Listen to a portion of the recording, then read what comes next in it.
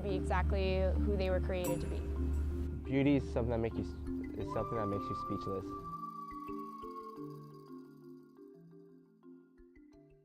So I was on the panel representing the sustainability program, and we have a role in supporting more sustainable operations on campus, which would include landscaping. And we have been hearing over the time that I've been here for 4 years that there are a lot of questions about, might there be a more sustainable way and a more pleasant way, frankly, to be designing and maintaining our landscaping. The current physical maintenance practices on campus, many of them are not written down, not available to anybody at the current time. And then a lot of our choices we're making in that area are driven by perceptions of other people's perceptions.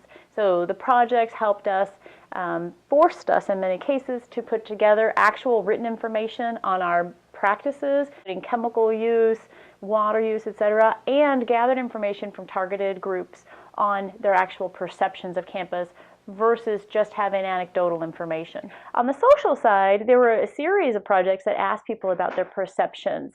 And one of the interesting outcomes, I think, is on one hand, students were the target audience for a number of them, students reported that they saw what they perceived to be beauty of campus to be very important as they came to campus, but once on campus, other things became much more important to them.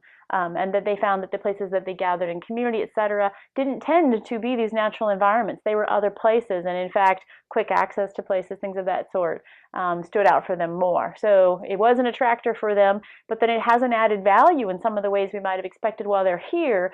And if anything, maybe there is a negative impact because once on campus, students are also exposed to all of the costs of maintenance, etc., which is done by a lot of motorized mechanical equipment that's pretty loud. I think the general line of inquiry was, what chemicals are we putting on the lawn, with what frequency, and what are the effects on the environment? And that was kind of a large thrust of a number of projects. And I think they had a variety of findings. So actually, one instance that comes to mind is I was wearing boots, and I was running through the grass near the communication building to get in the car to go to the airport. And after I went to the airport, I went through a body scanner, and there was something wrong with my boots according to the body scanner.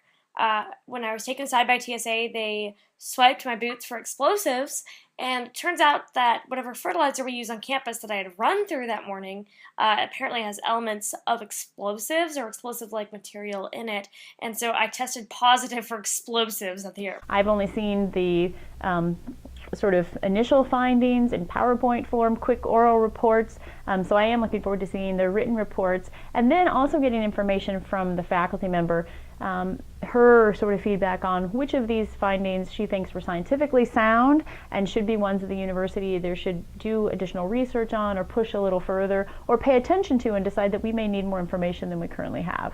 So what is our relentless drive for this beauty that we seek at the University of the Pacific? Is it the alumni that give us money for scholarships and students to go to school?